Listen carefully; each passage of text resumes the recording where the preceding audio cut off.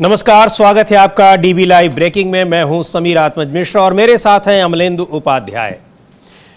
Nishikant Dubey Bharatiya Janata party के सांसद, जिस तरह से उन्होंने सुप्रीम कोर्ट पर, और सुप्रीम कोर्ट पर ही नहीं बल्कि सुप्रीम कोर्ट के चीफ जस्टिस ऑफ इंडिया पर, यानी सुप्रीम कोर्ट के चीफ जस्टिस पर उंगली उठाई है, उनके खिलाफ बयान दिए हैं, उसको लेकर अब वो सुप्रीम कोर्ट में गिरते नजर आ रहे हैं। और सुप्रीम कोर्ट में उनके खिलाफ याचिका, अवमानना याचिका दायर की गई है। हालांकि अवमानना याचिका अभी तुरंत दायर नहीं होती है क्योंकि उसके लिए स्वीकृति लेनी होती है। यह प्रक्रिया है सॉलिसिटर जनरल या अटॉर्नी जनरल की, उस स्वीकृति को मिलने के बाद ही वो अवमानना याचिका दायर कर सकते हैं। लेकिन इसकी प्रक्रिया शुरू हो गई है और कई याचिकाएं इसके बारे में, यानी अवमानना के बारे में दाखिल करने की कोशिशें हो रही हैं। उधर एक रास्ता यह भी है कि सुप्रीम कोर्ट खुद भी इसका संज्ञान ले, क्योंकि निशिकांत दुबे के बयान बहुत ही हैरान करने वाले हैं और सुप्रीम कोर्ट के खिलाफ इस तरह की टिप्पणी अब तक शायद ही किसी ने दी हो। सीधे तौर पर उन्होंने सीजीआई को के ऊपर दंगे कराने के आरोप लगाए हैं कि देश में जो भी दंगे हो रहे हैं उनके लिए वो जिम्मेदार हैं। तो बहुत बड़ा बयान ये है और किस तरह से उसको डिफेंड करेंगे ये देखने वाली बात है। लेकिन सबसे बड़ी हैरानी की बात यह है कि उनके इस बयान को लेकर उनकी पार्टी ने कोई सख्ती नहीं बरती है। इससे ये समझा जा रहा है कि पार्टी की भी सहमति कहीं ना कहीं उनके इस बयान को लेकर है और पार्टी चाहती है कि वो ये बयान दें। हालांकि पार्टी ने उन्हें ये एक चेतावनी जरूर दी है। पार्टी ने उनके इस बयान से अपने को अलग किया है, लेकिन पार्टी के एक जिम्मेदार व्यक्ति हैं, लोकसभा के सांसद हैं, उनके खिलाफ कोई कार्रवाई नहीं की। और इधर एक बार फिर चुनाव आयोग निशाने पर है विपक्ष के। राहुल गांधी अमेरिका में है, वहां इंडियन ओवरसीज कांग्रेस के बैठक में उन्होंने बोस्टन में जो चुनाव आयोग पर एक बार फिर सवाल उठाए हैं और सीधे तौर पर उन आरोपों को दोहराया है कि किस तरीके से पूरी की पूरी चुनाव आयोग की मशीनरी को ही हाईजैक कर लिया गया है।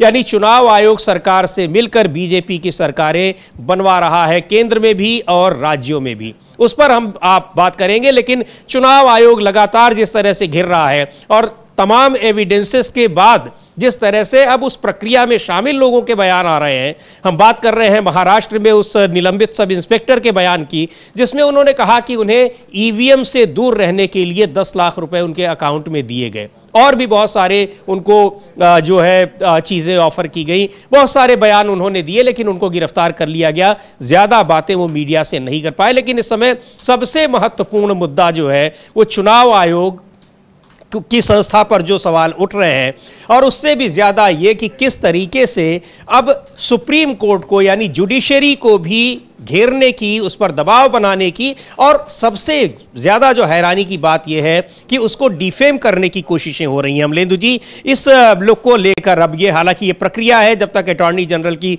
स्वीकृति नहीं मिलेगी तब तक उस पर अवमानना के केस के लिए उसको एडमिट नहीं किया जाएगा। लेकिन कई सारी याचिकाएं इस पर दायर की जा चुकी हैं, करने की कोशिशें हो रही हैं। निशिकांत दुबे ने सुप्रीम कोर्ट पर और चीफ जस्टिस पर जो टिप्पणियां की, हाँ, कई याचिकाएं दायर करने की कोशिश हो रही है और इसमें अटॉर्नी जनरल को लिखकर मांगा गया है कि आप इस पर अनुमति दीजिए, इन पर चलाया जाए। और समीर जी, मुझे लगता है कि इस पर दूसरे को याचिका दायर करें, उससे बेहतर ये होगा कि सुप्रीम कोर्ट इसका स्वतः संज्ञान ले, क्योंकि सीधे सीधे सीजीआई को जिम्मेदार ठहराया गया है देश में गृह युद्ध के लिए। एक बहुत गंभीर आरोप, बहुत बड़ा आरोप है और इसको ऐसे हल्के में जाने नहीं देना चाहिए, क्योंकि अगर इसको हल्के में जाने दिया गया तो कल को इन लोगों का मन और बढ़ेगा और ये इसी तरीके की बातें और ज़्यादा कर सकते हैं। तो इसलिए सुप्रीम कोर्ट को स्वतः संज्ञान लेते हुए इस पर निश्चित तौर पर कार्रवाई करनी चाहिए।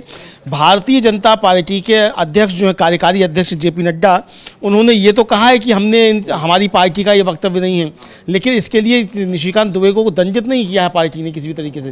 और जेपी नड्डा के ये ट्वीट आने के बाद कि उन्होंने निशिकांत दुबे से कहा है कि वो ऐसा ना करें, इसके बाद उन्होंने जो पूर्व मुख्य चुनाव आयुक्त हैं एसवाई कुरैशी, उनको कहा कि आप मुस्लिम आयुक्त थे, उसके बाद कहा। तो यानी भारतीय जनता पार्टी एक एजेंडे के तहत इस तरीके की चीज़ें कर रही है, इसके आरोप लगा रही है, ये साफ तौर पर देखा जा सकता है समीर जी। और ये स्वतः स्फूर्त या अनजाने में भावावेश में निकला हुआ वक्तव्य किसी हाल में दिखाई नहीं पड़ता है। ये बाकायदा लगता है कि इसकी जो है रूपरेखा पहले तैयार की गई है, पार्टी के अंदर इसकी जो है सहमति बनी है, तब निशिकांत दुबे ने इस तरह का बयान दिया है और भूमिका तैयार की है उपराष्ट्रपति के बयान ने। जी बिल्कुल, और ये आप देखिए कि निशिकांत दुबे ने ये दोनों ही बयान जो सुप्रीम कोर्ट के खिलाफ और चीफ जस्टिस के खिलाफ दिए, उनकी पार्टी ने उससे डिसएसोसिएट तो अपने को किया है, लेकिन निशिकांत दुबे के ऊपर न तो कोई कार्रवाई की है जो आप कह रहे हैं, और दूसरी बात ये कि निशिकांत दुबे ने भी उस पर कोई खेद नहीं जताया। उस बयान के आगे भी लगातार वो बयान दे रहे हैं, और ये जो ये मुख्य चुनाव आयुक्त रहे एसवाई कुरैशी के खिलाफ जिस तरह से उन्होंने बयान दिया है, ये इसके बाद आया है। यानी ये लगातार बयानों का सिलसिला ये पार्टी की, ये माना जा सकता है कि ये सोची समझी रणनीति के तहत हो रहा है, और धीरे धीरे जो सोशल मीडिया पे तमाम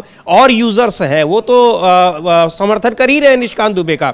बीजेपी के कुछ एमपीज और जिम्मेदार लोग भी उनके समर्थन में अब आ पड़े हैं। तो ये माना जा सकता है कि पार्टी दिखाने के लिए अपने को उससे अलग कर रही है, लेकिन पूरी तरह से सोची समझी रणनीति के तहत सुप्रीम कोर्ट पर दबाव बनाने का और उसको डिफेम करने का ये एक काम किया जा रहा है। हाँ बिल्कुल, ये काम किया जा रहा है इसको डिफेम करने का, और सुप्रीम कोर्ट पे ही सीधे सीधे हमले किए जा रहे हैं, क्योंकि कई मामले ऐसे हैं समीर जी जो सुप्रीम कोर्ट में फंसे हुए हैं सरकार ने, जिनमें संविधान का उल्लंघन किया है। तो सरकार ये चाहती है कि सुप्रीम कोर्ट जो है उसकी तरफ से आंख मूंद ले और तानाशाही जो है वो चलने दी जाए, और संविधान पर जो है वो जो धता बताई जा रही है उसको उसकी तरफ से सुप्रीम कोर्ट अपनी आंखें मूंद ले।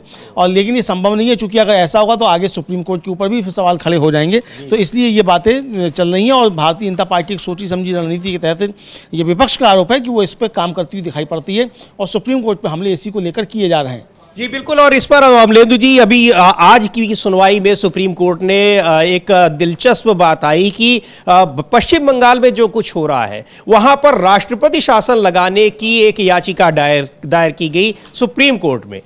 हालांकि वहां पर याचिका दायर करने का कोई मतलब नहीं है, ये रिक्वेस्ट की जानी चाहिए राष्ट्रपति से, प्रधानमंत्री से, गृह मंत्री से, वहां के राज्यपाल से, लेकिन ये इसके लिए याचिका दायर की जा रही है सुप्रीम कोर्ट में। और सुप्रीम कोर्ट के जज का, जिनके पास ये याचिका आई है, उनका जवाब बड़ा दिलचस्प रहा, और ये पूरे इस संदर्भ में रहा जो कुछ निशिकांत दुबे और तमाम और लोग या उपराष्ट्रपति कह रहे हैं, जो राज्यपाल, तमिलनाडु के राज्यपाल के मामले में सुप्रीम कोर्ट का फैसला आया रहा है। क्या है अमलेंदु जी ये पूरा मामला, और किसकी तरफ से याचिका दायर की जा रही थी पश्चिम बंगाल में राष्ट्रपति शासन लगाने के लिए? हाँ, वो जो एक जैन साहब हैं जो मस्जिदों की खुदाई करवाते फिर रहे हैं, वहाँ बताते फिर रहे हैं कि सब जगह शिवालय है, उन जज साहब, उन वकील साहब ने जो है इसको लेकर याचिका दायर की थी, और पश्चिम बंगाल में जो है वो हो जाए राष्ट्रपति शासन, इसके लिए लागू की थी। इस पर जो जस्टिस गवई हैं उन्होंने था बहुत तगड़ा उनको जवाब दिया। उनका कि आप क्या चाहते हैं कि हम जो है सरकार को आदेश दें कि वो राष्ट्रपति शासन लागू करे?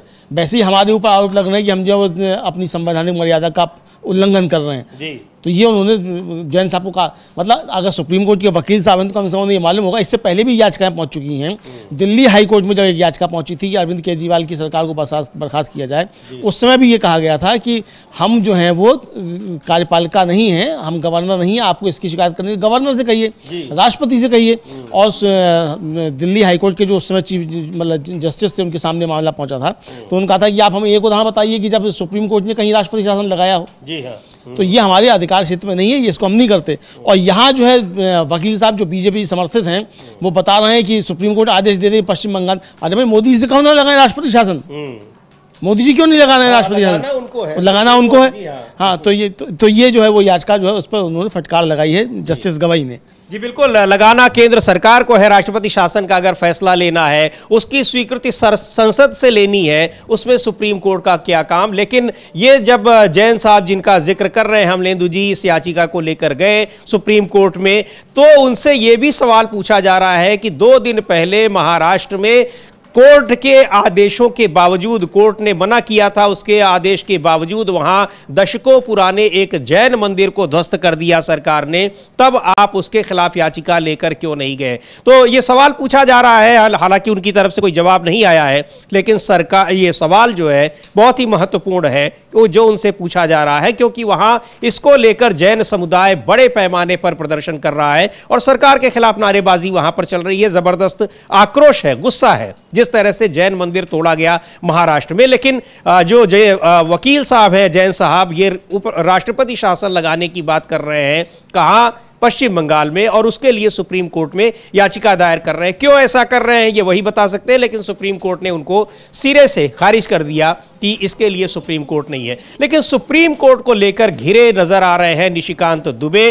क्या उनके खिलाफ अवमानना की कार्रवाई की अनुमति देंगे अटॉर्नी जनरल, यानी उस याचिका की सुनवाई के लिए अपनी स्वीकृति सहमति देंगे नहीं देंगे, इस पर बातचीत चल रही है। लेकिन एक बड़ा और रास्ता अभी खुला हुआ है, क्या सुप्रीम कोर्ट इतने गंभीर मसले का संज्ञान लेगा या नहीं लेगा, क्योंकि इस जुडिशरी पर, पूरी की पूरी जुडिशरी पर और सुप्रीम जुडिशरी पर इतना बड़ा आरोप लगाया है। सबसे बड़ा आरोप प्रक्रिया की बात नहीं है, इस तमिलनाडु के राज्यपाल वर्सेस तमिलनाडु सरकार का मामला नहीं है।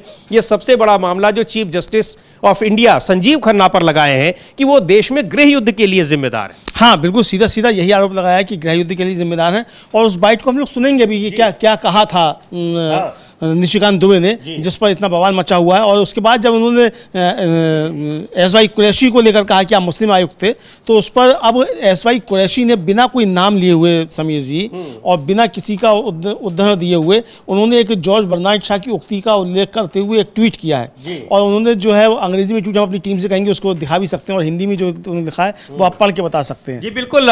एसवाई कुरैशी मुख्य चुनाव आयुक्त रहे हैं, लंबा उनका प्रशासनिक अनुभव रहा है, चुनाव आयुक्त से लेकर मुख्य चुनाव आयुक्त तक का भी लंबा अनुभव रहा है। उन्होंने लिखा है, उनके लिए मुस्लिम आयुक्त बताया निशिकांत दुबे ने, तो वो कह रहे हैं कि मैंने बहुत पहले ही सीख लिया था कि सुअर से कभी कुश्ती नहीं लड़नी चाहिए, तुम गंदे हो जाते हो, और इसके अलावा सुअर को ये पसंद है। ये जॉर्ज बर्नार्ड शॉ की उक्ति है, ये महान लेखक थे और ये उनका उद्धरण है जिसको कोट किया है, और किसी का नाम तो नहीं लिया है जैसा अमलेंदु जी बता रहे हैं, लेकिन इशारा किसकी तरफ होगा ये जाहिर सी बात है कि ये है। और क्यों करेंगे एसवाई कुरैशी उनकी टिप्पणी पर, हालांकि उन्होंने व्यक्तिगत तौर पर उनके लिए मुस्लिम आयुक्त का शब्द का इस्तेमाल किया है तो आपत्तिजनक है।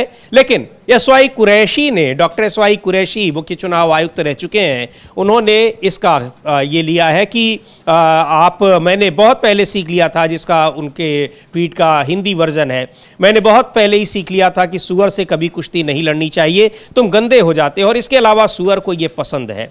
तो खैर, अब ये बहुत गंभीर टिप्पणी है। सबसे ज़्यादा महत्वपूर्ण बात तो ये कि सुप्रीम कोर्ट के चीफ जस्टिस पर इतना गंभीर आरोप तो हमें लगता है कभी नहीं लगा होगा, और बहुत सारे, इतने दिनों के 70 साल से ज़्यादा का समय है जो भारत में आज़ादी के बाद का, लेकिन कहा जा रहा है कि सुप्रीम कोर्ट के चीफ जस्टिस दंगे करवा रहे हैं, सबसे ज़्यादा मतलब उसके लिए वो जिम्मेदार है।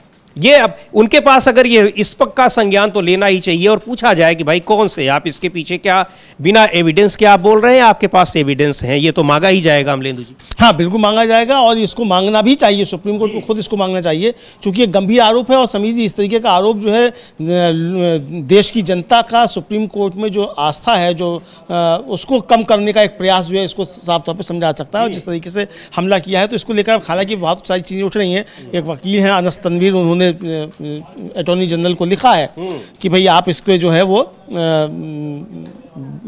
अनुमति दीजिए इन पर चलाने की। लेकिन अगर सुप्रीम कोर्ट इसको खुद लेगा तो वो ज़्यादा बेहतर होगा, तो सुप्रीम कोर्ट इसको खुद लेकर इस पर कार्रवाई करे, इस तरह की मांग भी लगातार उठ रही हैं। और जो कहा था उन्होंने वो तो हम सुनेंगे निशिकांत दुबे ने क्या कहा था। महत्वपूर्ण बात यहाँ समीर जी ये है कि जेपी नड्डा ने ये तो कहा कि पार्टी का वक्तव्य नहीं है, ये उनका निजी वक्तव्य होगा, मैंने उनसे कह दिया, लेकिन आपने उनसे माफ़ी मांगने के लिए, अपना वक्तव्य वापस लेने के लिए नहीं कहा पार्टी ने अभी तक। जेपी नड्डा को बताना चाहिए, मोदी जी को बताना चाहिए, क्योंकि जेपी नड्डा तो फिर भी पार्टी के अध्यक्ष हैं केवल वो, और निशिकांत दुबे सांसद हैं, मोदी जी के सांसद हैं। तो मोदी जी बताएं कि मोदी जी का क्या कहना है निशिकांत दुबे के बयान पर, ये साफ तौर पर बताना चाहिए। जी बिल्कुल बताना चाहिए। और क्या उनके खिलाफ कोई कार्रवाई अगर नहीं हो रही है तो क्यों नहीं हो रही है? क्या निशिकांत दुबे पार्टी से बड़े हैं, या पार्टी के ऊपर इतना बड़ा दबाव कोई है कि निशिकांत दुबे के खिलाफ कार्रवाई नहीं की जा सकती है? प्रधानमंत्री के ऊपर बड़ा दबाव है। हालांकि ये भी कहा जा रहा है कि आने वाले कुछ दिनों में शायद प्रधानमंत्री ये कह सकते हैं कि मैं दिल से माफ नहीं कर पाऊंगा, जैसा कि पहले भी उनके इस तरह के बयान आए हैं। लेकिन जो टिप्पणी उन्होंने सुप्रीम कोर्ट पर की है, और सबसे बड़ी बात यह कि सुप्रीम कोर्ट के चीफ जस्टिस के खिलाफ उन्होंने नाम लेकर जो टिप्पणी की है, वो कितनी हैरान करने वाली बात है और कितनी आपत्तिजनक बात है, उसको सुना जा सकता है। निशिकांत दुबे ने कहा क्या है सुप्रीम कोर्ट के चीफ जस्टिस संजीव खन्ना के लिए।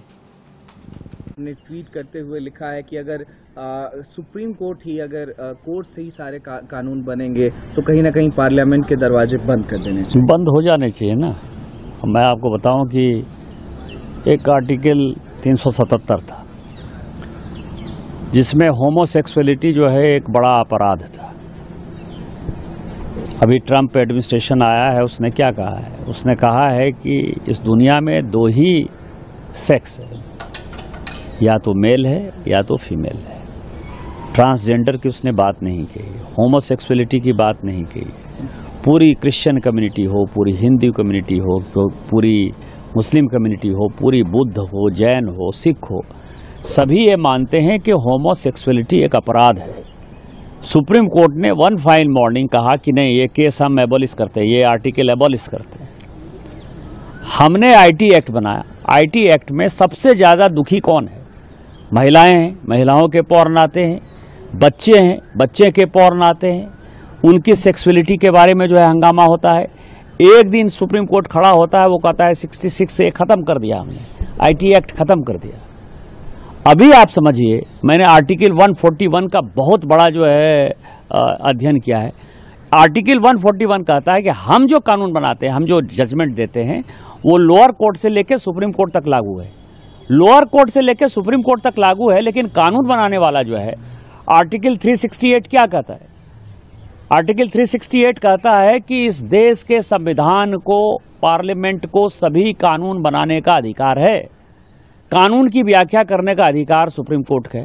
वो कह रहा है कि 3 महीने में जो है राष्ट्रपति बता दें कि क्या करना है, 3 महीने में गवर्नर बता दें कि क्या करना है, और उसके बाद आज जो है ये देश राम, कृष्ण, सीता, राधा, द्वादश ज्योतिर्लिंग से लेकर 51 शक्तिपीठ का है। सनातन की परंपरा है, लाखों साल की परंपरा है। आप जब राम मंदिर का विषय होता है तो आप राम मंदिर में कहते हो कि कागज़ दिखाओ, कागज़ दिखाओ। कृष्ण जन्मभूमि का मामला आएगा मथुरा में तो कहोगे कागज़ दिखाओ। आप जब शिव की बात होगी, ज्ञान वापी मस्जिद की बात आएगी, कागज़ दिखाओ। और आज केवल आप मुगलों के आने के बाद जो मस्जिद बने हैं उसके लिए कहते हैं कि आप कागज़ कहाँ से दिखाओ। इस देश में धार्मिक युद्ध भड़काने के लिए केवल और केवल सुप्रीम कोर्ट जिम्मेवार है। सुप्रीम कोर्ट का एकमात्र उद्देश्य है, show me the face will show you the law. Supreme court अपनी सीमा से बाहर जा रहा है। सुप्रीम कोर्ट की सीमा यह है कि भारत का संविधान जिस कानून को बनाया उस कानून की उसको व्याख्या करनी है, और यदि वो व्याख्या नहीं कर सकती है और सब कुछ के लिए सुप्रीम कोर्ट जाना है तो इस संसद का कोई मतलब नहीं है, विधानसभा का कोई मतलब नहीं है, उसको बंद कर देना। बनर्जी का बयान, उन्होंने कहा आप इस्तीफा दे दीजिए, आप गलत बात करते हैं। इस देश में जितने गृह युद्ध हो रहे हैं उसके जिम्मेवार केवल यहाँ के chief justice of India Sanjeev Khanna साहब हैं। सीधे तौर पर कह रहे हैं कोई लाग लपेट नहीं, और इसके लिए उनकी पार्टी केवल उनके बयान से अपने को अलग हटा रही है।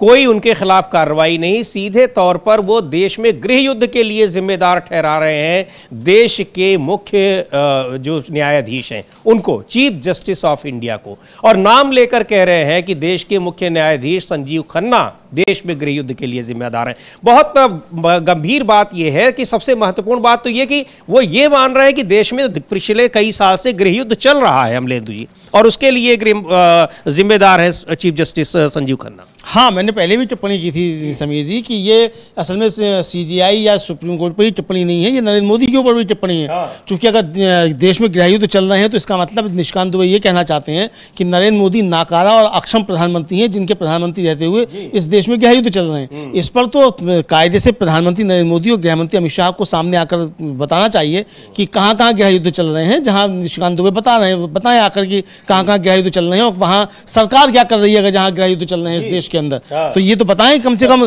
बिल्कुल, कहीं ऐसा तो नहीं कि वो मणिपुर का जिक्र कर रहे हो या फिर और जगहों का जिक्र कर, क्योंकि ताजा तरीन तो वहीं पे कहा गया कि इस तरह की वहां हालात बने हुए हैं कि जैसे गृह युद्ध जैसे हालात बने हुए हैं। हाँ, मणिपुर का हो सकता है जिक्र कर रहे हो, मणिपुर को लेकर घेर रहे हो प्रधानमंत्री प्रधानमंत्री को निशिकांत दुबे, ऐसा भी हो सकता है। तो अगर निशिकांत दुबे ऐसा कह रहे हैं तो निशिकांत दुबे का स्वागत करना चाहिए फिर कि प्रधानमंत्री पर सवाल उठा रहे हैं, लेकिन जिम्मेदार बता रहे हैं वो सीजीआई को। अरे भाई प्रधानमंत्री सवाल करो ना जाकर, गृह युद्ध देश में चल रहा है, सीजीआई का काम गृह युद्ध रोकना थोड़ी है, वो तो प्रधानमंत्री का काम है।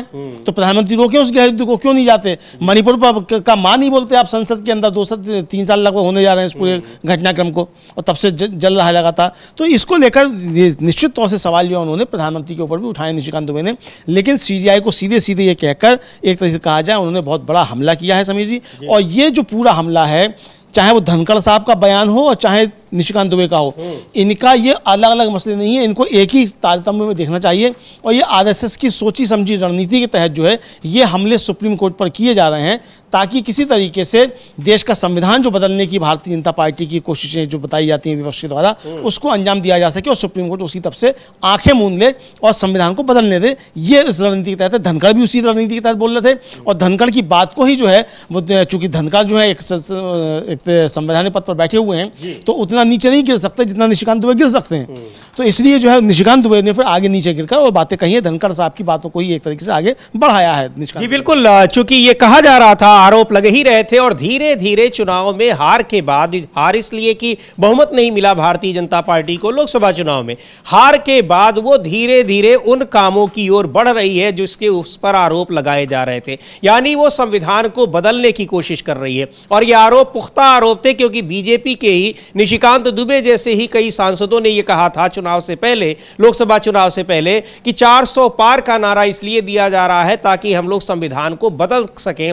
संविधान में बदलाव कर सकें। तो संविधान में बदलाव का एक उनका जो प्रारूप रहा होगा, उसमें एक ये भी रहा होगा, हो सकता है कि न्यायपालिका के अधिकारों को भी इतना सीमित कर दे कि वो सरकार के अंडर में आ जाए पूरी तरीके से। अभी वो अंडर में सरकार नहीं है, स्वायत्त है, और सरकार के बीच में चाहे वो संसद के बनाए कानून हो, उन पर भी अगर कोई अस्पष्टता होती है, कहीं किसी भी स्तर पर होती है, तो उसको देखने का काम सुप्रीम कोर्ट करता है। संविधान में क्या चीजें हैं अगर वो स्पष्ट नहीं है, उस क्लैरिटी के लिए भी सुप्रीम कोर्ट है, और जो वो कहता है वो माना जाता है। तो अब निशिकांत दुबे के ये बयान बता रहे हैं, या फिर उपराष्ट्रपति के बयान, कि भारतीय जनता पार्टी इसीलिए इतना बड़ा बहुमत लाना चाहती थी, लाने की कोशिश में थी कि वो उस पर बदल सके, संविधान को बदल सके। ये आरोप लग रहे थे, धीरे धीरे वो पुष्ट होते दिखाई पड़ रहे हैं। हालांकि जो चुनावी मशीनरी है उसका दुरुपयोग करने का आरोप जो लोकसभा चुनाव में भी लगा, और उसके बाद हुए कई राज्यों के चुनाव में लगे,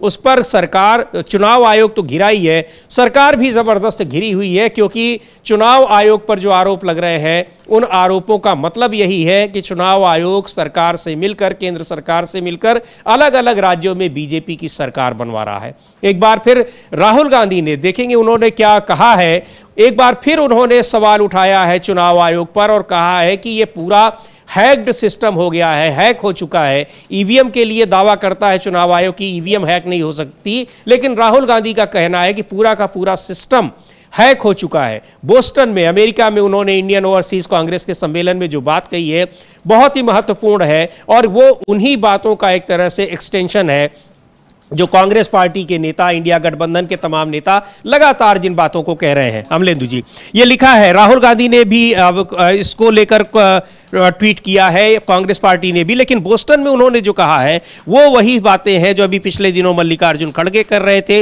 या फिर उससे पहले लोकसभा में अखिलेश यादव ने बातें कही थी, और अब एक बार फिर राहुल गांधी ने बोस्टन में उस बात को दोहराया है कि कैसे चुनाव आयोग और सरकार ने मिलकर पूरे सिस्टम को हैक कर लिया है। हाँ बिल्कुल, ये कहा है कि पूरे सिस्टम को हैक कर लिया है, और ये कहा है कि उन्होंने, राहुल गांधी ने साफ तौर पे मतलब ये कहा है कि महाराष्ट्र में हमने सरकार से सवाल किया, मतलब चुनाव आयोग से हमने पूछा कि भैया हमको बताओ क्या हुआ, तो बताया कि 5:30 बजे से और 7:30 बजे के बीच में शाम को 65 लाख वोट पड़ गए। उनका ये फिजिकली संभव ही नहीं है कि 2 घंटे में 65 लाख वोट पड़ जाए। अगर ये 65 लाख वोट पड़ते 5:30 से 7:30 के बीच में, तो इसको रात को 2 बजे तक कम से कम पड़ता। तो हमने कहा कि भाई लाओ, हमको इसकी वीडियो क्लिपिंग्स दो कि रात के 2:30 बजे तक आपका वोट पड़ा है, तो हमको नहीं दिया गया, और सरकार ने कानून ही बदल दिया जिसके तहत अब हम मांग भी नहीं सकते उनसे कि आप क्लिपिंग हमको दीजिए। तो पूरा का पूरा सिस्टम हैक है ये, और इसी तरीके से जो सरकार बनाई गई है, ये राहुल गांधी ने साफ तौर पर कहा। इसको लेकर काफ़ी बवाल जो है मचा हुआ है। आपको याद होगा समीर जी की अभी 2-4 दिन पहले ही हम लोगों ने एक चर्चा की थी कि एक पुलिस अधिकारी जो था वहाँ महाराष्ट्र में रंजीत कसले, जिसका हम लोगों ने काफ़ी जिक्र किया था, उसने मीडिया के सामने आकर कहा कि उसको ईवीएम मशीनों से छेड़छाड़ पे आंखें मूंद रखने के लिए एनडीए का एक घटक दल जो है उसके जो नेता हैं, जो प्रत्याशी थे, और धनंजय मुंडे जो मंत्री भी थे एनडीए की सरकार में, अभी उनका इस्तीफा हुआ है, उनके लोगों ने 10 लाख रुपए उनके अकाउंट में जमा करा दिए और जैसे ही उन्होंने कहा वैसे ही पुलिस ने उनको गिरफ्तार कर लिया। ये आया तो इसको लेकर काफ़ी ज़्यादा बवाल मचा हुआ था, तो अब राहुल गांधी ने इसको फिर से आगे बढ़ाया है। इससे पहले भी लगातार चाहे राहुल गांधी हो, चाहे अखिलेश यादव हो, चाहे इंडिया गठबंधन के और लोग हों, चाहे संजय राउत हो, सब लोग जो है वो इसको लेकर सवाल उठाते रहे कि ये कैसे यहाँ हो रहा है और किस तरीके से चुनाव प्रक्रिया संचालित की जा रही है। आपको याद होगा कि संजय राउत जो थे, उन्होंने राहुल गांधी और सुप्रिया सुले के साथ यहाँ प्रेस कॉन्फ्रेंस की थी और प्रेस कॉन्फ्रेंस उन्होंने कहा था कि 39 लाख वोटर जो हैं वो अभी महाराष्ट्र में थे, अभी दिल्ली आ गए इनमें से कुछ, और फिर बिहार पहुंच जाएंगे, फिर बंगाल जाएंगे, फिर उत्तर प्रदेश आ जाएंगे। जी बिल्कुल, संजय राउत ने यही कहा था कि ये वो वोटर है जो वोट डालते नहीं दिखते हैं, लेकिन ये वोट गिनते समय इनको गिन लिया जाता है। ये उन्होंने बहुत गंभीरता के साथ ये बात कही थी और धीरे धीरे वो बातें साबित हो रही हैं, क्योंकि महाराष्ट्र में के बाद दिल्ली चुनाव में भी वही आरोप लगे और उतने वोटर मिले। इसके बाद भी ये कहा जा रहा है और बाद में चुनाव आयोग ने भी माना कि हाँ इस तरह की गलतियां हुई हैं। एक बार सुनेंगे संजय राउत ने कहा क्या था, लेकिन यह मुद्दा एक बड़ा मुद्दा बन गया है। चुनाव आयोग किस तरीके से न केवल ईवीएम का इस्तेमाल कर रहा है बल्कि वो पूरी की पूरी चुनावी मशीनरी को प्रभावित कर रहा है। वोटर लिस्ट तैयार करने से लेकर और वोटिंग के समय तक और काउंटिंग के समय तक पूरी की पूरी एक रणनीति बनाई जाती है कि कैसे विपक्ष के वोटों को कम किया जाए और सत्ता पक्ष के यानी भारतीय जनता पार्टी के वोटों को बढ़ाया जाए। ये आरोप लग रहे हैं और धीरे धीरे आरोप वो पुष्ट होते दिखाई पड़ रहे हैं। संजय राउत का वो बयान सुन लेते हैं, पुराना बयान है, प्रेस कॉन्फ्रेंस में उन्होंने कहा था, राहुल गांधी भी उसमें मौजूद थे और सुप्रिया सुले थी एनसीपी की नेता, उसमें संजय राउत ने ये बातें कही और धीरे धीरे वो बातें सारी सही साबित होती दिखाई पड़ रही हैं। दूसरी बात, ये जो 39 लाख वोट कहाँ से आए और कहाँ जाएंगे? अब ये 39 लाख वोट बिहार में जाएंगे। अब वो फ्लोटिंग वोट्स है, वही नाम रहेंगे, वही आधार कार्ड रहेगा, सब कुछ यही है। वो वोटर्स घूमते रहते हैं, थोड़े दिल्ली में आए हैं, महाराष्ट्र पैटर्न वहाँ भी हमने देखा, कल हम दिन भर थे, 2 दिन यहाँ। अब ये 39 लाख वोट जाएंगे बिहार में, फिर बिहार से जाएंगे यूपी में। ये एक नया पैटर्न यहाँ बन गया है और यही पैटर्न से ये लोग चुनाव लड़ते भी हैं और जीतते भी हैं। तो यही पैटर्न है, 39 लाख वोट उसका एक बैंक है चुनाव आयोग के पास। अब वो बीजेपी का वोट बैंक है, कैसे वो यहाँ से वहाँ चला जा रहा है, हर राज्य में इस्तेमाल हो रहा है। लेकिन लगातार ये सवाल हैं, कई सारे सवाल चुनाव आयोग से पूछे भी जा रहे हैं, उसका जवाब भले न मिल रहा हो कि चुनाव के मतदान का जब समय ख़त्म हो गया तो उसके बाद अचानक कैसे ये इतनी बड़ी बढ़ोतरी हो जा रही है। बुरी तरह से इसमें घिरा नज़र आ रहा है चुनाव आयोग और विपक्षी दल उसको घेर रहे हैं, इसके खिलाफ एक बड़े आंदोलन की तैयारी कर रहे हैं। मल्लिकार्जुन खड़गे कांग्रेस पार्टी के राष्ट्रीय अध्यक्ष वो भी कह चुके हैं कि इसके खिलाफ एक बड़े आंदोलन की तैयारी की जाए, लेकिन उन्होंने अभी पिछले दिनों जो कांग्रेस पार्टी का राष्ट्रीय अधिवेशन हुआ है गुजरात में अहमदाबाद में, उन्होंने स्पष्ट तौर पर कहा कि नहीं चाहिए बैलेट पेपर, ईवीएम नहीं चाहिए, बैलेट पेपर से ही चुनाव कराए जाने चाहिए। उस बयान को भी सुनेंगे जिसमें बहुत ही तल्खी के साथ मल्लिकार्जुन खड़गे ने कहा कि हमको बिल्कुल अब चाहिए ही नहीं ईवीएम, इससे चुनाव कराने की ज़रूरत नहीं है और फ्रॉड बताया पूरी तरह से ईवीएम को। सुन लेते हैं मल्लिकार्जुन खड़गे के उस बयान को भी जो उन्होंने कांग्रेस के राष्ट्रीय अधिवेशन में ईवीएम को लेकर कहा था।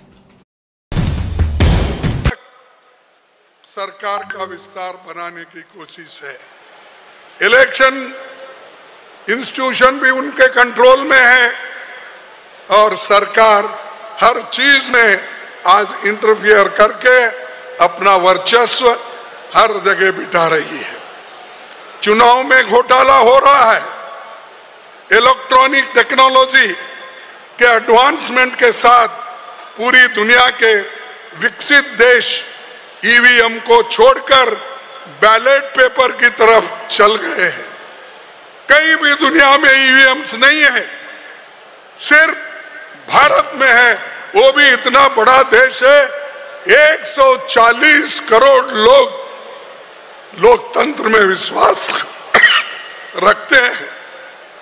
इसीलिए मैं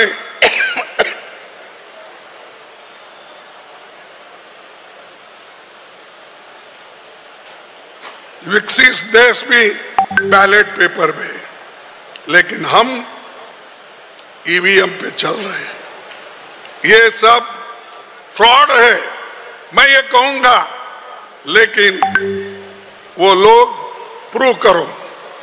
अरे आपने ऐसे टेक्निक बना लिए हैं कि जिससे आपको फायदा हो, अपोजिशन पार्टी को नुकसान हो, ऐसे टेक्नोलॉजी बनाकर अगर हमको हराना चाहते हैं तो आज नहीं कल इस देश के नौजवान उठेंगे और आपको हाथ पकड़ के ये कहेंगे हमको बैलेट पेपर होना चाहिए, ईवीएम नको।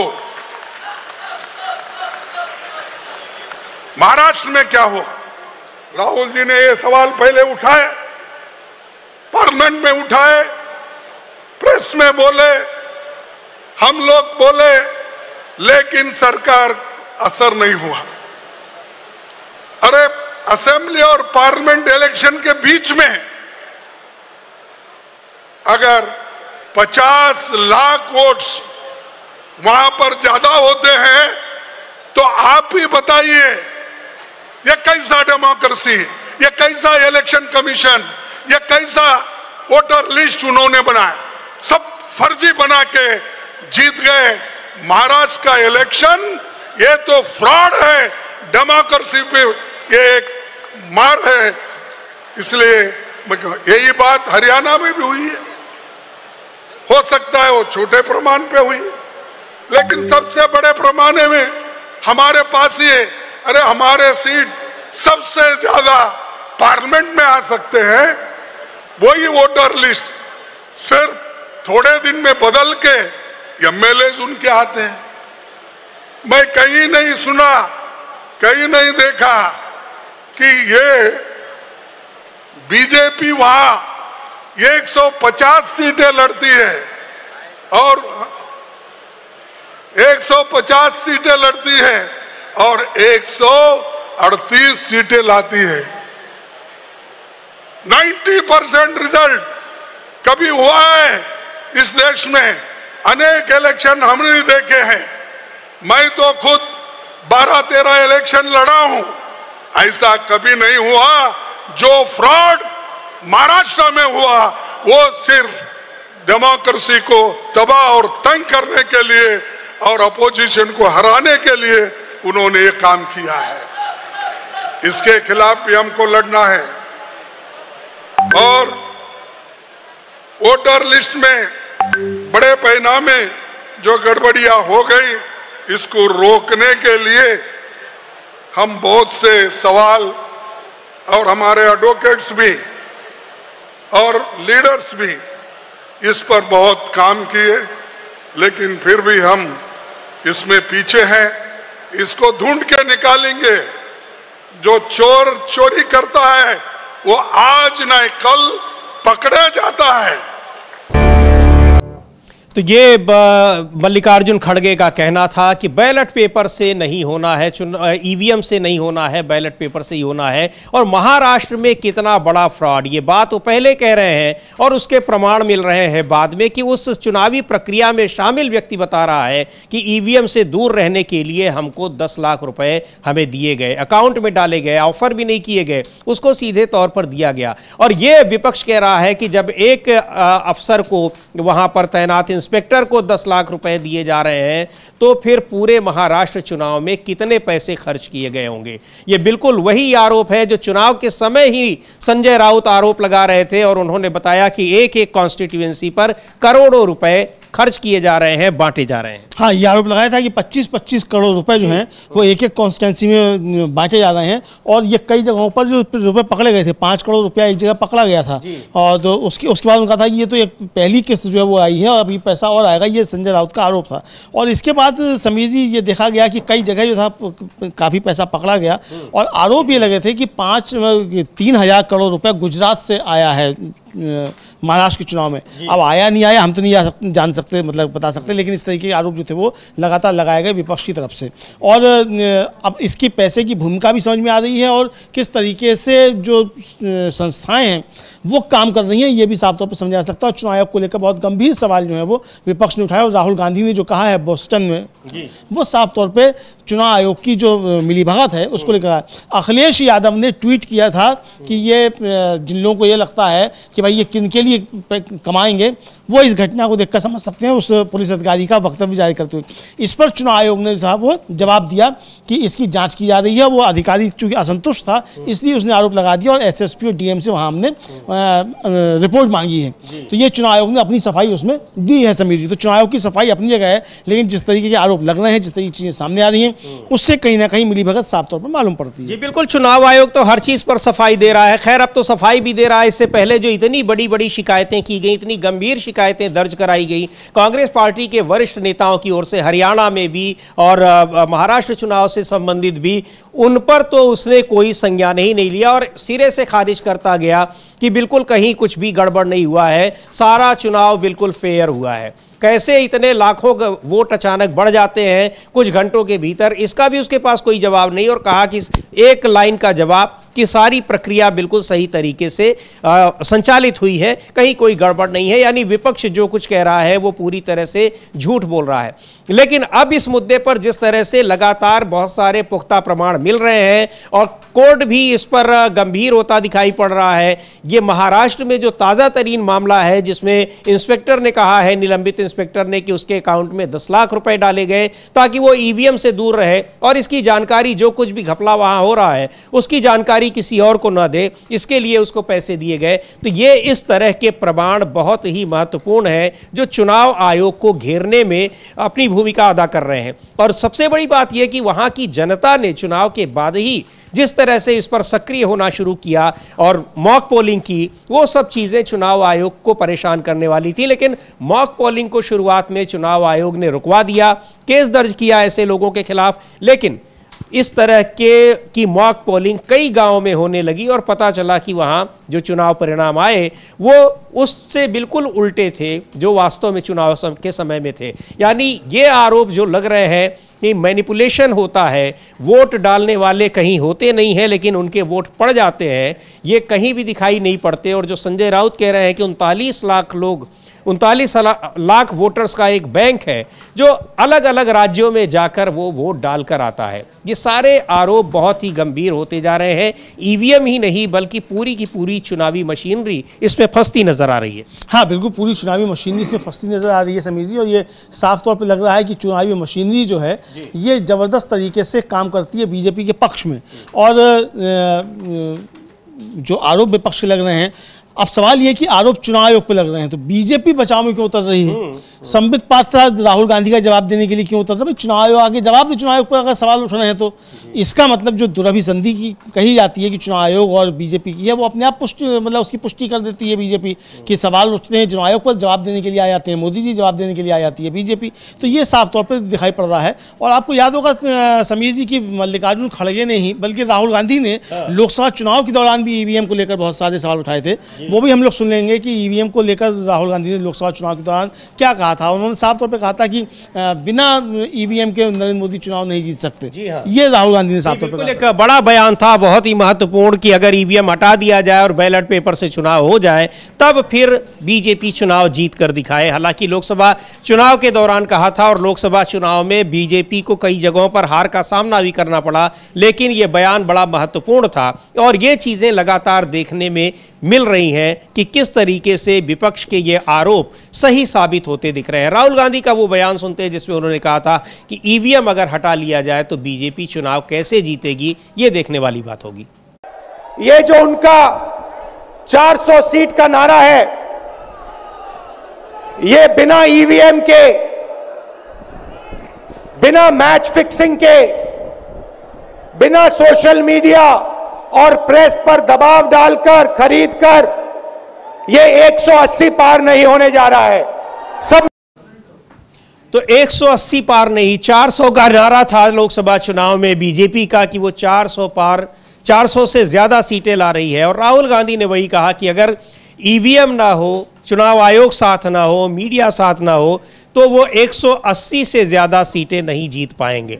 बड़ा आरोप था अमलेंदु जी। और यह भी कहा गया कि 240 सीटें बीजेपी ने जीती, लेकिन कई सीटें ऐसी रहीं जिन पर तमाम आपत्तियां दर्ज हुई हैं। और यह कहा गया कि वो जो धांधली हुई है उसी की वजह से जीती गई, और धांधली से जीती गई सीटों को अगर हटा दिया जाए तो वास्तव में वो 180 से कम ही बैठती। 180 नहीं, 140 बैठती हैं समीर जी। क्योंकि जो वॉइस फॉर डेमोक्रेसी, जहाँ तक मुझे याद पड़ रहा है इसी संस्था का नाम है वॉइस फॉर डेमोक्रेसी, उसने अपनी रिपोर्ट जारी की। उसने बताया कि 79 सीट्स ऐसी हैं जहां पर घपले किए गए हैं, जहां पर अंतर है, डिफरेंस है काफ़ी ज़्यादा है, जो वोट गिनेगा वोट पड़े, इस सब को लेकर। तो यानी जो सवाल उठ रहे हैं, तो अगर ये 80 सीट आप 240 में से कम कर दीजिए तो ये वहीं आ जाती है, 140 के आसपास आ जाते हैं। तो यानी ये जो राहुल गांधी कह रहे थे, और हम लोग पूरे चुनाव के दौरान समीर जी यही कह रहे थे कि अगर ईमानदारी से निष्पक्ष और पारदर्शी चुनाव हो रहा है तो बीजेपी 140 सीटों के आसपास आ रही है। लेकिन वो आई 240 और 100 सीटें जो बताई जाता है कि वो इसी तरीके से इंतजाम की गई हैं। अखिलेश यादव का भी आरोप है कि प्रशासन के जरिए उत्तर प्रदेश में कम से कम 10 सीटें बीजेपी जीती है, वरना वहाँ भी 10 सीटें और कम हो गई होती। तो इस तरीके से और जगहों पर भी हुआ होगा। मध्य प्रदेश, छत्तीसगढ़ और राजस्थान को लेकर के भी इस तरह के बहुत सारे सवाल उठ रहे हैं, गुजरात को लेकर बहुत सारे सवाल उठ रहे हैं। तो ये सारे सवाल उठ रहे हैं, तो इसका जवाब बीजेपी के पास नहीं है। और ये सवाल फिर से उठाए राहुल गांधी ने बोस्टन में जाकर के भी, वहाँ जो प्रवासी भारतीय हैं उनके बीच में अपनी बात रखी है। और महाराष्ट्र चुनाव को लेकर उन्होंने साफ तौर पर कहा है कि वहाँ सब कुछ जो था वो महाराष्ट्र चुनाव एक आश्चर्यजनक चीज़ है। और हमने सवाल पूछा जब चुनाव आयोग से कि भाई 5:30 बजे से लेकर और 7:30 बजे के बीच में 2 घंटे में 65 लाख वोट पड़ गए हैं, तो क्या इसकी हमको रिकॉर्डिंग आप दिखा दीजिए। 2 घंटे में 65 लाख वोट पड़ ही नहीं सकते हैं। ना तो मशीन जिस तरीके से होती है उसमें जो बीच में अंतर चाहिए उसके हिसाब से एक मतदाता के बीच में, और जो एक प्रक्रिया है कि लाइन में आदमी लगेगा, उसका नंबर आएगा, उसके हिसाब से भी 2-3 जगह साइन करना होता है। तो और बहुत अच्छा काम करने वाले भी हों कर्मचारी, तब भी अगर करें तब भी जो है वो रात के 2 बजे से पहले ये काम नहीं निपट सकता। 65 लाख वोट जो आपने 2 घंटे में डाल दिए, तो इसकी आप हमको रिकॉर्डिंग दीजिए। तो रिकॉर्डिंग में नहीं दी, और जाके सरकार ने वो नियम भी बदल दिए कि जिसके जरिए आप जो है मांग सकें कि आपने क्या जो था किया था, क्या नहीं किया था। तो यानी एक तरीके से पूरी तरीके से चुनाव आयोग पर कब्जा और चुनाव आयोग की मिलीभगत जो है वो बीजेपी के साथ है, ये आरोप राहुल गांधी लगाते हुए नजर आए। जी बिल्कुल। अब ये आरोप लगातार की तमाम जो जांच एजेंसियां हैं उनको अपने कब्जे में ले रखा है, चुनाव आयोग जैसी संस्था को कब्जे में ले रखा है, और एक ही संस्था अभी अगर बची हुई है तो वो जुडिशरी है। तो जुडिशरी अगर कब्जे में नहीं आ रही है तो उसको कैसे डिफेम कर दिया जाए, उसको कैसे उसकी बुराई कर दी जाए, उसको यहां तक कह दिया गया कि अब उसकी जरूरत नहीं रह गई है। ये आरोप, इन आरोपों की ओर बढ़ रही है भारतीय जनता पार्टी। निशिकांत दुबे साफ तौर पर कह रहे हैं कि देश में गृहयुद्ध करा रहे हैं चीफ जस्टिस ऑफ इंडिया, गृहयुद्ध के लिए जिम्मेदार है। इस तरह के आरोप उन्होंने लगाए, और जुडिशरी पर आरोप लगा रहे हैं कि वो देश का कानून बनाना चाहती है, कानून बना रही है जो काम संसद का है।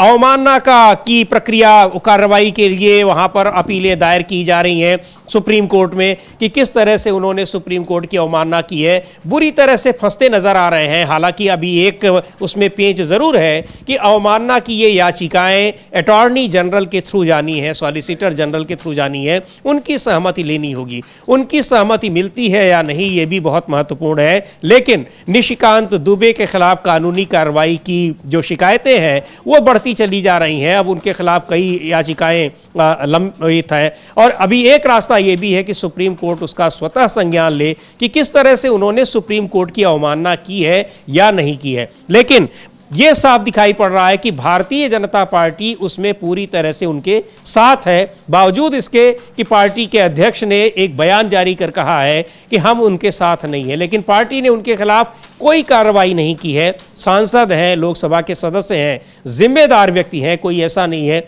और कई बार चुनाव जीत चुके हैं। लेकिन पार्टी शांत है, खामोश है, बल्कि अब कुछ और जो सांसद हैं उनके समर्थन में आते दिखाई पड़ रहे हैं। हाँ, बिल्कुल उनके समर्थन में आते दिखाई पड़ रहे हैं। और एक तरीके से कहा जाए समीर जी की जो जेपी नड्डा ने कहा है कि साहब हमारा इसका पार्टी से लेना देना नहीं है, तो पार्टी से तो आपका लेना देना नहीं है, बहुत अच्छी बात है, आपकी पार्टी का लेना देना नहीं है, लेकिन निशिकांत दुबे पर बीजेपी ने कार्रवाई क्या की है? जी हाँ, ये तो सवाल पूछा जाएगा ना कि कार्रवाई क्या की है। नड्डा साहब ही बताने क्या कार्रवाई पार्टी ने की है, और आपने किस तरीके से कहा है उनसे, निशिकांत दुबे से, कि आप इस तरह की बात मत कीजिए। मसला समीर जी कुल मिलाकर यही है कि किसी भी तरीके से न्यायपालिका को डराना है, और आप देखना ये कि न्यायपालिका डरती है इन बातों से कि नहीं डरती है। देखना ये भी होगा कि क्या न्यायपालिका डर जाती है इन हमलों से। और ये एक संवैधानिक संस्था पर, खासतौर से जुडिशरी, मतलब सरकार से तो लोगों की उम्मीद नहीं रहती है, लेकिन एक न्याय की आखिरी उम्मीद जो है वो सुप्रीम कोर्ट रहता है कि चलो यहाँ से तो कुछ न्याय मिल सकता है। तो अब वहाँ सुप्रीम कोर्ट से भी अगर इस तरह की चीज़ें होने लग जाएंगी, और दबाव में अगर फैसले होने लगेंगे, तो बहुत संकट खड़ा हो जाएगा। और मुझे लगता है कि ये पूरा प्रयास जो यही है कि सुप्रीम कोर्ट से लोगों की जो है वो आस्था डिग जाए। जी बिल्कुल। और इस मामले में अमलेंदु जी, बीजेपी के कुछ सांसद और असम के मुख्यमंत्री अपने बयानों के लिए वो भी काफी चर्चित रहते हैं। हिमंता बिस्वा शर्मा वो भी उतर आए हैं और कह रहे हैं कि जो भी कहा है निशिकांत दुबे ने गलत नहीं कहा है। कांग्रेस के समय का एक कह लीजिए कि पेट डायलॉग है कि पहले ऐसा हुआ क्या हुआ, कई उदाहरण गिना रहे हैं, लेकिन ऐसा उदाहरण कि सीधे सीधे चीफ जस्टिस ऑफ इंडिया पर किसी ने देश में गृहयुद्ध कराने का आरोप लगा दिया हो, कभी नहीं दिखाई पड़ता। इमरजेंसी की जो इतनी आलोचना होती है, सुप्रीम कोर्ट पर सीधी टिप्पणी इमरजेंसी के समय भी सरकार के किसी व्यक्ति की तरफ से, सांसद की तरफ से, मंत्री की तरफ से लगता नहीं कि इस तरह से आई हो। कभी इस तरह की कोई टिप्पणी नहीं है। सीधे सीधे एक जज का नाम लेकर गृह युद्ध के लिए दोषी ठहराया जाए, chief justice of India. Samir ji, फैसलों से असहमतियां हो सकती हैं, और सुप्रीम कोर्ट भी कहता है कि असहमतियों का स्वागत है, आप आलोचना कर सकते हैं, लेकिन आप आलोचना को अगर आप जो व्यक्तिगत हमले बना लेंगे और आप देश में गृह युद्ध के लिए जिम्मेदार बताने लग जाएंगे, और आप सुप्रीम कोर्ट को भी कह रहे हैं और सीजीआई को भी कह रहे हैं, दोनों को कह रहे हैं, और जबकि इसी सुप्रीम कोर्ट से इनको राहत मिली है केस में, निशिकांत दुबे को। वो जो हवाई जहाज पे हमले वाला मामला था एयरपोर्ट पर, जो एफआईआर दर्ज की थी झारखंड पुलिस ने, उसमें सुप्रीम कोर्ट से ही इनको राहत मिली है। उसके बाद आप कह रहे हैं कि वो दंगे भड़काने के लिए, और मतलब जहाँ जहाँ गृह युद्ध हो रहा है उसके लिए जिम्मेदार सीजीआई है और सुप्रीम कोर्ट जिम्मेदार है। तो भाई ठीक है, अपना मुकदमा कह दो सुप्रीम कोर्ट से कि हटा ले और कार्रवाई करे फिर झारखंड सरकार। क्यों आपने राहत ली है फिर सुप्रीम कोर्ट से जाकर? तो ये सवाल भी इनके ऊपर उठता है, निशिकांत दुबे के ऊपर। तो कुल मिला के समीर जी जो मसला है वो यही है कि भारतीय जनता पार्टी की एक सोची समझी रणनीति के तहत लगातार इस तरह की हमले की जा रहे हैं। मैं देख रहा था कैलाश विजयवर्गीय मध्य प्रदेश के, वो कह रहे थे कि वो इतना सच नहीं बोलना चाहिए। हमारी पार्टी कह चुकी है कि वो हम इसके साथ नहीं है, इतना सच नहीं बोलना चाहिए। यानी आपने ये भी कह दिया नहीं बोलना चाहिए, और ये भी कह दिया इतना सच नहीं बोलना चाहिए, यानी आप भी समर्थन कर रहे हैं निशिकांत दुबे के बयान का। तो ये साफ तौर पे जिस तरह से बीजेपी के लोग प्रतिक्रियाएं दे रहे हैं, इससे साफ तौर पे समझा सकता है कि इनको लग ये रहा है असल में समीर जी कि सुप्रीम कोर्ट इनके तमाम जो असंवैधानिक कार्य है उन पर अब रोक लगाएगा, इनके फैसले पलटेगा। और कई मामले फंसे हुए हैं। एक तो जो मुख्य चुनाव आयुक्त की नियुक्ति में, और चुनाव आयुक्त की नियुक्ति में सीजीआई को जो हटा दिया, उसको लेकर जो कानून बनाओ उसकी याचिका भी पड़ी हुई है। 5 मई को उसकी सुनवाई होनी है दोपहर 2 बजे, वो मसला भी है। और 5 मई को ही वक्फ बोर्ड पे भी सुनवाई होनी है, ये मसला भी है। तो यानी एक तरीके से सुप्रीम कोर्ट पे दबाव बनाने की कोशिशें हैं कि जो भारतीय जनता पार्टी पूरे सिस्टम पर कैप्चर करना चाहती है, सुप्रीम कोर्ट उसमें कोई बाधा ना बने, और संविधान को छिन्न भिन्न करने की, संविधान को नष्ट भ्रष्ट करने की अनुमति बीजेपी को सुप्रीम कोर्ट से मिल जाए। इसलिए दबाव बनाने के लिए चाहे वो जगदीप धनखड़ साहब हो, चाहे निशिकांत दुबे हो, दोनों के जो बयान है वो इसी एक रणनीति का हिस्सा मालूम पड़ते हैं। जी बिल्कुल, लेकर रणनीति का हिस्सा मालूम पड़ते हैं, और साफ दिखाई पड़ रहा है कि भारतीय जनता पार्टी का खुला समर्थन है। भले ही आधिकारिक रूप से पार्टी ने उनके बयानों से अपने को अलग कर लिया है, क्योंकि लगातार निशिकांत दुबे के समर्थन में जिस तरह से बीजेपी के बड़े नेता आते दिखाई पड़ रहे हैं, चाहे हिमंता बिस्वा शर्मा हो, कैलाश विजयवर्गीय हो, या कुछ एक सांसद हो, उससे यह दिख रहा है कि एक आधिकारिक तौर पर पार्टी के राष्ट्रीय अध्यक्ष ने तो एक उनके बयान से खुद को अलग कर लिया, पार्टी से अलग कर लिया, लेकिन पार्टी के नेता और पार्टी के लोग अभी भी उनके साथ हैं। पूरा का पूरा सोशल मीडिया में जो बीजेपी समर्थक लोग हैं किस तरह से निशिकांत दुबे का समर्थन और सुप्रीम कोर्ट की आलोचना करते दिखाई पड़ रहे हैं, सुप्रीम कोर्ट के लिए अभद्र भाषा का प्रयोग करते दिखाई पड़ रहे हैं, उससे और उनके खिलाफ भी अब तक कोई कार्रवाई नहीं हो रही है। तो ये दिखाई पड़ रहा है कि कैसे इन सारे विरोधों का, इस तरह की जो गतिविधियां हैं उसका कैसे समर्थन किया जा रहा है और उनकी बैकिंग कहां से हो रही है। तो ये, क्योंकि निशिकांत दुबे के खिलाफ भी न तो कोई कार्रवाई की गई है, न ही किसी तरह की कार्रवाई का कोई संकेत दिया गया है, न ही उनको चुप रहने को कहा गया है, क्योंकि उसके बाद भी वो टिप्पणियां कर रहे हैं और दूसरी संस्थाओं पर भी कर रहे हैं। मुख्य चुनाव आयुक्त रह चुके SY कुरैशी के खिलाफ उन्होंने बहुत ही गंभीर टिप्पणी की और उनको सीधे तौर पर कह दिया कि ये मुस्लिम आयुक्त रहे। तो निशिकांत दुबे लगातार अपने बयानों का दायरा बढ़ाते चले जा रहे हैं और पार्टी बड़े आराम से, खामोशी के साथ उसको देखती चली जा रही है। हाँ, बिल्कुल खामोशी के साथ देखती नहीं चली जा रही है, बल्कि समीर जी कहा जाए उकसा रही है, समर्थन रही है, समर्थन कर रही है। सोशल मीडिया पे लगातार 4 दिन से जो एक हैशटैग चलाया जा रहा है सुप्रीम कोर्ट, अभी भी वो चल रहा है। तो आखिर ये कैसे चल रहा है, किसकी अनुमति से चल रहा है? क्या सरकार की अब तक इस पर निगाह नहीं पड़ी है? वैसे तो आप कुछ भी एक ट्वीट कर दीजिए तो आप देखिए तुरंत आपके घर पुलिस आ जाती है। और जिस IT एक्ट की धारा 6 या 66 का जो जिक्र कर रहे हैं, अब यहाँ दिखाई नहीं पड़ रहा है वो किस तरीके से हो रहा है।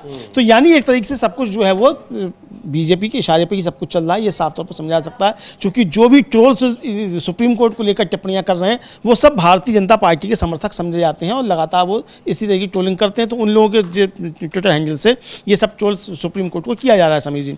और इधर अब कुछ और एक बड़ी खबरें भी हैं जिनकी हमारा ध्यान जाना चाहिए। राहुल गांधी ने अभी बीच में एक पत्र लिखा था कर्नाटक के मुख्यमंत्री सिद्धारमैया को, और सिद्धारमैया को पत्र लिखकर उन्होंने मांग की थी कि रोहित वेमुला के नाम पर एक एक्ट बनाया जाए ताकि जो दलित छात्रों के विरुद्ध के साथ जो जाति भेदभाव होता है शिक्षण संस्थानों में उसको रोका जा सके। अब उन्होंने ये जो है एक पत्र हिमाचल प्रदेश के मुख्यमंत्री सुखविंदर सिंह सुक्खू और तेलंगाना के मुख्यमंत्री रेवंत रेड्डी को भी लिखा है। आप बता सकते हैं कि उन्होंने क्या ट्वीट किया? बिल्कुल, राहुल गांधी ने ट्वीट किया है कि जब तक हर छात्र को बिना भेदभाव के सम्मान, सुरक्षा और समान अवसर नहीं मिलेगा तब तक हमारी शिक्षा व्यवस्था के सभी के लिए न्यायपूर्ण नहीं हो सकती। कर्नाटक के मुख्यमंत्री सिद्धारमैया जी को पत्र लिखने के बाद मैंने हिमाचल प्रदेश के मुख्यमंत्री सुखविंदर सिंह सुक्खू जी और तेलंगाना के मुख्यमंत्री रेवंत रेड्डी जी को पत्र लिखकर रोहित वेमुला एक्ट लागू करने का आग्रह किया है। कांग्रेस पार्टी हर बच्चे को शिक्षा तक समान पहुंच दिलाने और जातीय भेदभाव को खत्म करने के लिए पूरी तरह प्रतिबद्ध है। ये उन्होंने लिखा है कि यानी दलित जो पिछड़े छात्र हैं उनके साथ भेदभाव ना होने पाए, उसके लिए कानून बनाया जाए और उस कानून का नाम रखा जाए रोहित वेमुला एक्ट। इसके लिए उन्होंने कांग्रेस शासित राज्यों के मुख्यमंत्रियों को चिट्ठी लिखी। हाँ, कांग्रेस शासित राज्यों को उन्होंने चिट्ठी लिखी है कि रोहित वेमुला एक्ट बनाया जाए रोहित वेमुला के नाम पर। रोहित वेमुला का हम लोग बता दें कि हमारे दर्शकों को याद भी होगा कि रोहित वेमुला एक दलित छात्र थे और उनको काफ़ी प्रताड़ित किया गया परीक्षा करने के लिए, और उसमें बीजेपी के एक मंत्री थे, उनके ऊपर काफ़ी ज़्यादा आरोप लगे थे। और उस समय मानव शिक्षा मंत्री जो थी, मानव संसाधन मंत्री, वो स्मृति ईरानी थी, उनके ऊपर भी जो थे काफ़ी ज़्यादा आरोप लगे थे। और उन्होंने जो थी अपनी जान खुद ले ली थी रोहित वेमुला ने। तो उसको लेकर जो है ये एक्ट बनाने की मांग की ताकि दलित छात्रों के साथ इस तरीके का कोई भेदभाव नहीं हो। इसी तरीके से एक आदिवासी छात्रा थी पायल तड़वी, उसको भी जो है उसके सीनियर्स ने प्रताड़ित किया था और वो अपने समाज की पहली डॉक्टर बनने जा रही थी और उसने भी खुद जान ले ली थी। तो इस तरह की बहुत सी घटनाएं आती रहती हैं। अभी एक मसला चल रहा है BHU का कि जहाँ एक छात्रा को जो है ज़्यादा अंक होने के बावजूद उसको PhD में दाखिला नहीं दिया जा रहा है और विद्यार्थी परिषद से जुड़े हुए लोगों को दाखिला दे दिया गया है। इसको लेकर भी वो वहाँ धरने पर बैठी हुई। तो बहुत सारी इस तरह की चीज़ें आई हैं। तो इसको लेकर राहुल गांधी ने अपने मुख्यमंत्रियों को, कांग्रेस प्रशासित राज्य जो हैं उनके मुख्यमंत्रियों को पत्र लिखा है। इधर एक और खबर समीर जी ये है कि कल एक वीडियो काफ़ी ज़्यादा वायरल हो रहा था सोशल मीडिया पर, महाराष्ट्र का था। और महाराष्ट्र का ये था कि वो एक गाँव में एक कुएँ में महिलाएँ जो है नीचे उतरकर रस्सी के सहारे और पानी लेकर रही हैं। वो बहुत गंभीर था। उसको लोगों ने सवाल किया कि भाई आपने तो सब हर घर में आपने पानी पहुँचा दिया। मोदी जी कह रहे हैं कि हर घर में पानी पहुँच गया है, उसको लेकर। अब एक खबर ये आई है कि जो प्रधानमंत्री मोदी जी का ड्रीम प्रोजेक्ट कहा जाता है हर घर जल, उसकी फंडिंग में कटौती का प्रस्ताव आया है और बीजेपी शासित 3 राज्य जो हैं इनके ऊपर इसका असर पड़ सकता है, ये जो है आया है। और ये 2019 में जल जीवन मिशन जो था 15 अगस्त 2019 को इसकी शुरुआत की थी और लक्ष्य रखा गया था कि 16 करोड़ ग्रामीण परिवारों को नल से जल उपलब्ध कराया जाएगा और इसे हर घर जल कार्यक्रम का नाम दिया गया था। लेकिन 5 सालों में इसमें केवल 75% लक्ष्य हासिल किया जा सका। अब बचे हुए 4 करोड़ नल कनेक्शन 31 31 दिसंबर 2028 तक देने का प्लान है। 4 करोड़ कनेक्शन जो है 2028 तक देने का प्लान है अभी भी।